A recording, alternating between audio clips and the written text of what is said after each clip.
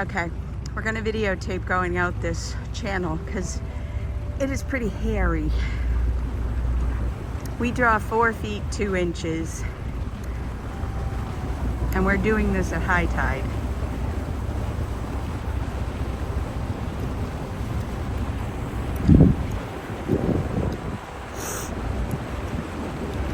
So the key is to hug the right side, and 2 boats can't pass at the same time.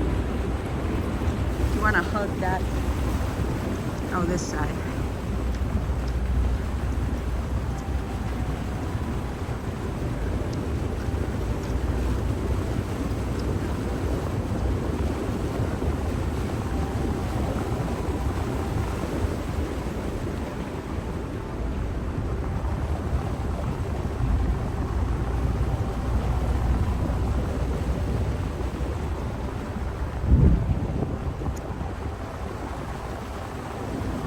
And you're going to make a sharp turn.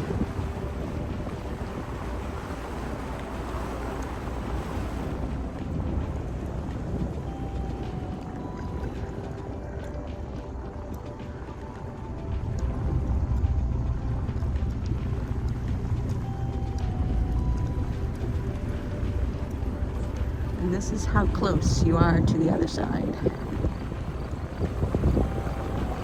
Here I am.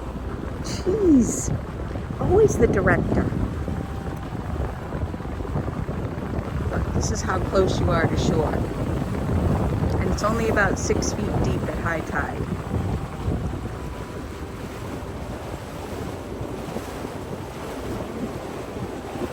But as you can see, it's a pretty cool place.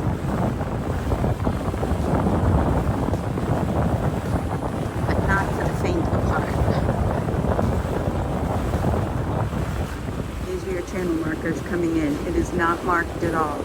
We were at the buoy out here and we still weren't sure where to come in. When you're out here, it all just looks like one big long piece of land.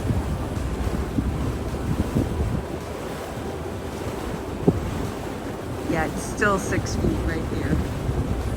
And here, this is what you're looking at when you're coming in, so you can't even tell that there's really a harbor here. Gorgeous spot. And then these are the houses over here.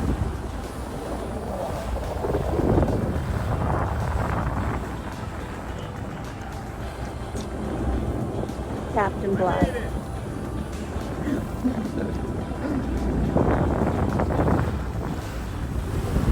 And we're just going to cross over here, go down a ways, and go to Baltimore.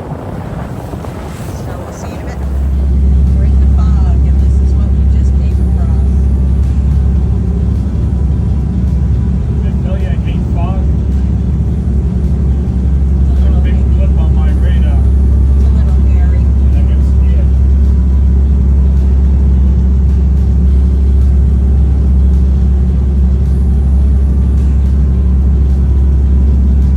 You see a big blip, you know it's something like that.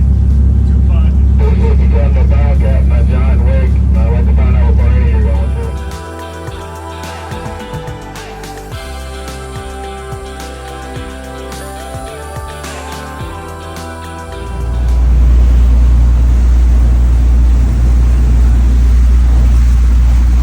That's a Francis Scott Key Bridge that the ship hit. The ship hit that bridge and knocked it over. Coming into Baltimore. I'll get you another picture when we get closer.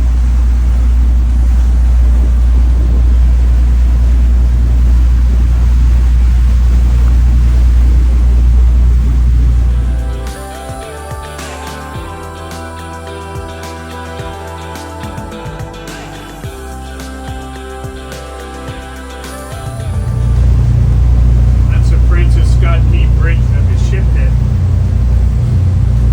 Took out a big chunk of it.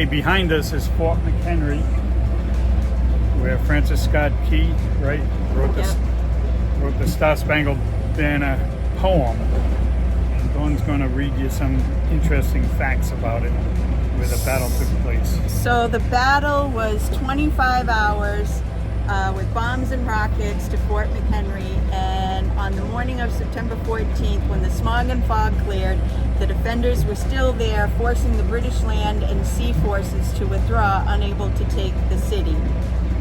The U.S. flag was raised at that time in the morning, and at that point there was a poem written, The Defense of Fort McHenry, which was later set to the tune of, I don't know if I'm going to say this right, Anacreon in Heaven, which was then renamed the Star Spangled Banner. The song officially became the national anthem of the United States in 1931. That's all I have. Pretty cool, man. Gives you chills that happened right there. That was one of my goals on this trip, to see. Well, I guess I can't zoom in, but pretty awesome. There's a flag that they were hanging up there with bodies trying to hold it up. Okay, we're gonna go get our slip. We're going right over there to the marina. Right in there, the guy's waiting for us, so we gotta get going. All right, toodaloo.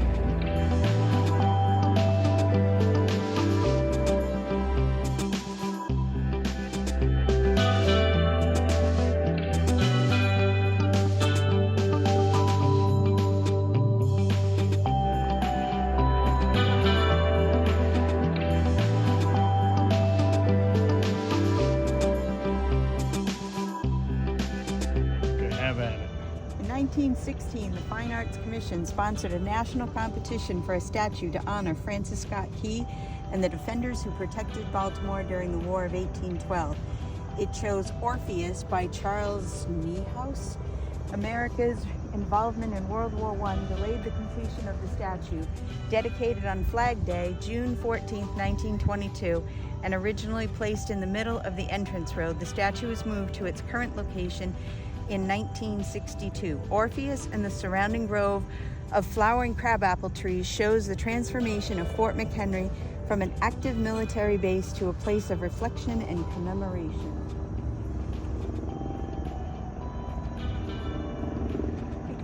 I guess he's got a fig leaf cover. Yeah. Pretty cool. All right, that's Fort McHenry.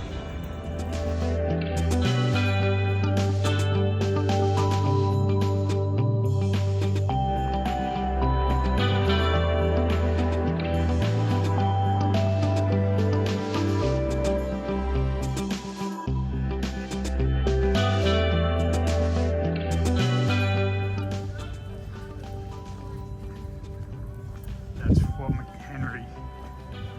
We're going up to it. We just came out of the, what do you call it? Visitor Center. The visitor center, where they saw a movie on the battle and what happened. And very impressed with a bunch of school kids that came as an outing. And at the end of the video that they showed, the whole screen opened up and it was a window to this fort right here that you're looking at.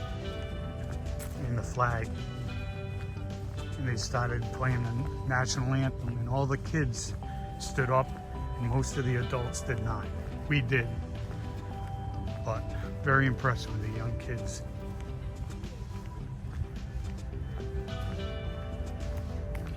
Aren't you? Yeah.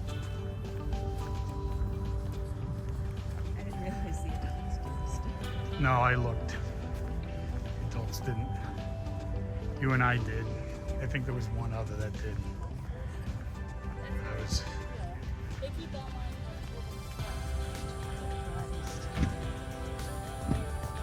Oh, I didn't know this. The fort's walls are called ramparts. Yeah. An American flag flies over Fort McHenry 24 hours a day by presidential proclamation. The size of the flag varies. On clear days, with the right amount of wind, a full-size replica of the Star Spangled Banner measuring 30 by 42 feet with 15 stars and stripes waves.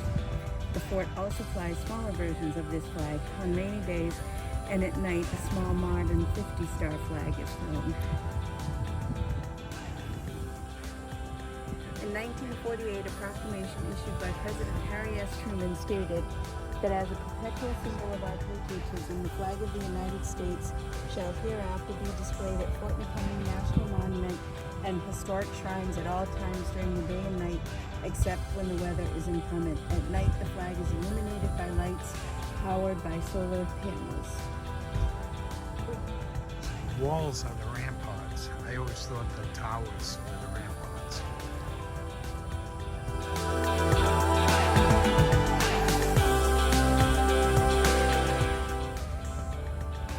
The marina we are in is just beyond those trees. You can't see it because the trees are in the way. But we're at the fort. And that's the bridge that collapsed. And we got more things on the fort. Oh, this serves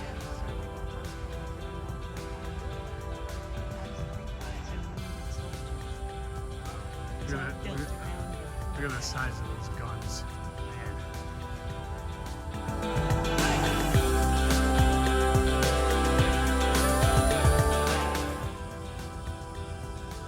Okay, so in the song, this is a rampart. This wall right here.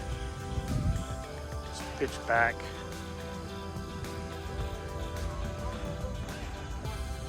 Oh, say that again. You are standing in the most vulnerable point of Fort McHenry and potentially the most deadly. The main entrance was the weakest part of the fort's walls. Fearing a British land attack, the defender built the Ravelin, the structure to your right, for protection in 1813. Wedge-shaped, the Ravelin would catch an enemy in a murderous crossfire. A ditch or dry moat surrounded the fort and offered protection for both the fort's walls and the 600 U.S. infantry troops.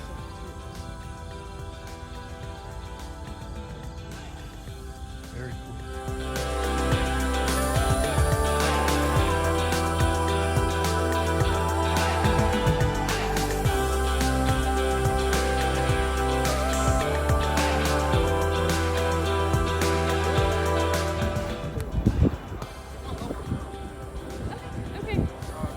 Probably a lot of you have heard about the man who wrote this time I've been. What was his name? Oh, I'm dressed like him today. I dressed up like Francis Scott Key would have gone about his business. He was a lawyer, and he liked to write poetry, and he also wrote songs. You all know about that already. I do want to go up basketball. I do want to go over. Let's go.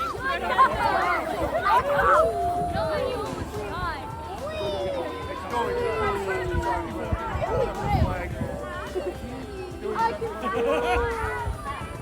One up and one down. Flag has to be flying at all times. No one's up there. That's called flag change.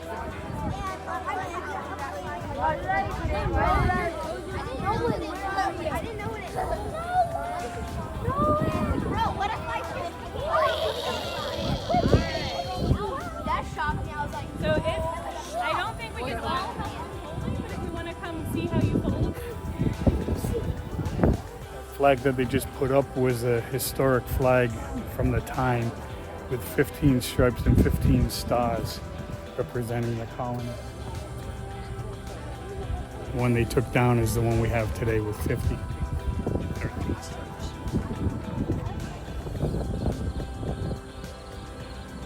Okay, this is one of the corners of the star. Look at the size of those freaking cannons. Now the Brits are out probably right around where that ship is. Their range was 1.5 miles, I think they said. So 1.5 miles, probably around where that ship is. Look at all these cannons. Pretty cool.